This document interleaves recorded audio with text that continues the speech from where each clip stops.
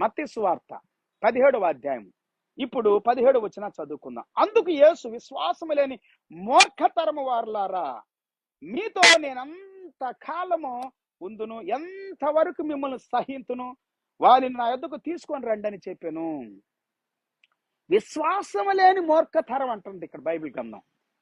అక్కడ విశ్వాసము లేని తరం అని చెప్పాడు. అక్కడ ఏమన్నాడు? ఇంకొకటి, ప్రార్థన చెయ్యాలని చెప్పాడు. ప్రార్థన వల్లే ఇది సాధ్యం. మీకు ప్రార్థన లేదు, మీకు ప్రార్థన జీవితం లేదు. మీరు మోకరించి 1 గంట, 2 గంటలు, 3 గంటలు, 5 గంటలు ప్రార్థన చేయలేరు. ఒక 5 గంటలు ప్రార్థన చేస్తే అద్భుతాలు జరుగుతాయి అన్నాడు పాలాంగిచు అనేటువంటి ఒక గొప్ప దైవజనుడు. ఆయన బుద్ధిస్టుడు, బుద్ధుని వెంబడించే వ్యక్తి. కానీ యేసు ప్రభువుని నమ్ముకున్నాడు.